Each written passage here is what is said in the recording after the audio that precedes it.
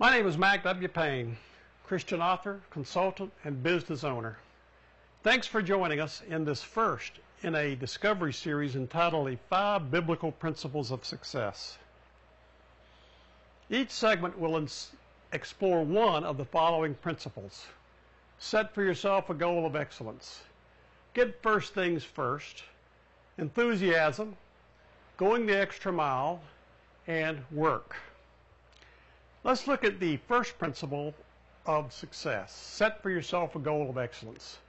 Using the first principle, I've set a goal to pass on these 5 Bible-based principles that will help in your walk with Christ. They will improve your ability to live a satisfying life and will make it possible for you to achieve incredible accomplishments. But first, I want to stress the supremacy of Christ in our lives. I believe that Christ loves us and wants us to be successful while we are here on earth. That's why He gave us these eternal principles that have been around ever since man walked the earth and will be here long after we are gone. Individually, these 5 are not earth-shaking revelations, but when applied in concert, they become a powerful force that can unleash the seeds of greatness we all possess. Now listen carefully. No one who has achieved greatness has done so without knowingly or unknowingly using these principles. I was first introduced to them in 1979 by Mr. Mid McKnight, a well-respected and a well-known minister who preached at churches in North Texas, Japan, Europe, and Africa. He was also a World War II naval aviator and a prominent farmer and cattle rancher in North Texas. He had come all the way from Kaufman, Texas to Naples, Florida to speak to a group forming a new church there in Naples. His purpose was to encourage the group in their church-building pursuits. But he emphasized the principles that he gave to us were inspired by God, not only for the good of the church, but that they could also be used in all phases of our lives to achieve success. He reminded our group that Jesus came to this earth that we may have life and have it more abundantly. McKnight spoke of the 5 principles to show that God not only wants us to be successful, but He also tells us how to do it. I was so impressed with his message that I sought him out for permission to share its benefits with others in my speaking engagements. Mr. McKnight passed away in 2010, but before his death, he not only gave me permission, but he encouraged me to pass on these powerful truisms of success. Now I'm going to confirm their power with my own experience. At the time I heard him speak in Naples, I was struggling to start a new business. Things did not look good, and all indications predicted that my new venture was doomed to failure. As I stared ruination in the face, I decided to give those 5 biblical success principles a try as a last resort. 4 years later, I was pleasantly surprised to discover that my struggling little startup business in Naples had become the largest cultured marble manufacturer in the state of Florida. And it happened because I applied those principles to my business and they worked. And the good news is they will work for you. I am no special person. I was never selected to be a great achiever. You can just ask my professors at the University of Florida. But first, let's be clear about exactly what success is. When someone is described as being successful, the most common reaction is to think in terms of money. If a person is successful, they must be rich, right? That is an incorrect assumption. The real definition of success comes from Earl Nightingale, who said, "Success is the progressive realization of a worthy goal." Success is the progressive realization of a worthy goal. In other words, to be successful, you have to have an aim or a goal you're shooting for and then attain it. The lack of goals is what makes men wander aimlessly. A person without goals in life is like a ship without a rudder, or like a journey begun without a map. Such a person could be busy and working hard all the time, but never really accomplishing anything. Now consider this. What if they took down the goals in a basketball court where a championship game was going to be played? And they told the players, just go out and move the ball up and down the court. You'll enjoy it and have fun. But that wouldn't be practical because nobody would know the score and the effort would be useless.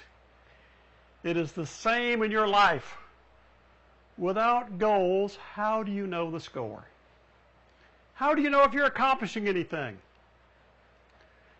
With this in mind, it should come as no surprise that the first biblical principle of success is to set for yourself a goal of excellence. Paul gives this powerful example in Philippians 3:13. One thing I do, forgetting what is behind and straining toward what is ahead. He had a goal. To be successful, you have to have a goal to work toward. According to Earl Nightingale's definition, you actually become a success whenever you start moving toward your goal. Now, to be effective, a goal achievement program has to have two elements. They are critical to their success. It must be specific in its aim, and it must have a time limit. Without those two elements, a goal merely becomes a wish. A goal to lose weight is a good illustration of this requirement.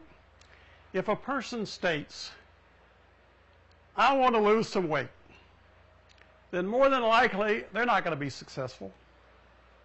But if that person says with conviction, I'm going to lose 24 pounds in 180 days, I guarantee you they'll have a much higher probability of success.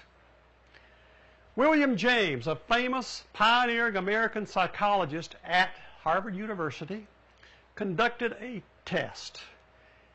And he found that on average, out of 100 people, after a lifetime of work, 1 will be rich, 4 will be financially independent, the remaining 95 will be in varying states of financial need. Wonder why? A study was conducted with the graduating class at Harvard University back in the early 50s. It was found that only 3% of that class set specific goals for themselves upon graduation. 20 years later, it was discovered that 3% of goal setters had achieved more than the other 97% combined. To become a member of the aristocracy of success, you must aim for excellence for yourself. Otherwise, you will be stuck in the ruts of mediocrity. And you can find excellence in any field of endeavor. Whatever your aspirations or talents lead you to. It could be in medicine, it could be in education, sports, business. But you decide. Once you have set for yourself a mission of excellence, you must fully commit yourself to obtaining that goal. You literally have to brainwash yourself. And in this case, brainwashing is a beneficial term. It is necessary to rid your mind of all those negative thoughts like, I can't do it or it can't be done.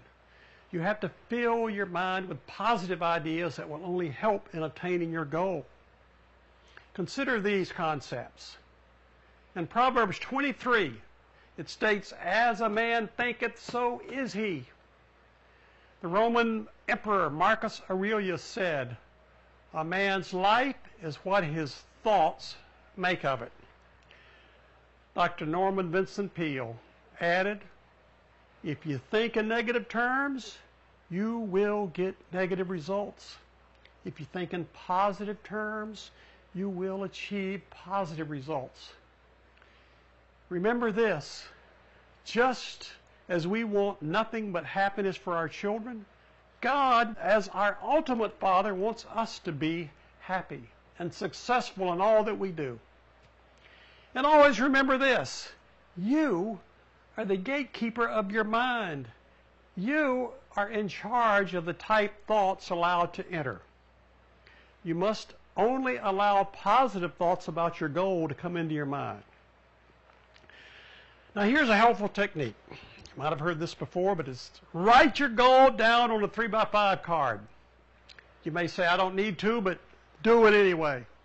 And make sure you include your deadline date. And something else. This is that extra little special that's going to get you over the top. Flip that card over and write these following instructions from Jesus. Ask and you shall receive. Knock and the door will be opened. Seek and you shall find. Put that card in a place where you can read it several times a day so that you lock the reality of your goal into your mind. And make sure after you read your goal, flip that card over and read those words you wrote on the back. You must believe in the instructions from Jesus with confidence. Ask yourself, would Jesus lie to you? I don't think so. Of course not. He would not. Now, the principle of goal setting is the first step on the road to success. It must be done properly to be able to realize your dreams. Are you prepared to set goals of excellence for your life today? In the next segment, we will deal with organizing a step-by-step plan to achieve your goals. Till next time, Mac W. Payne from Sebring, Florida.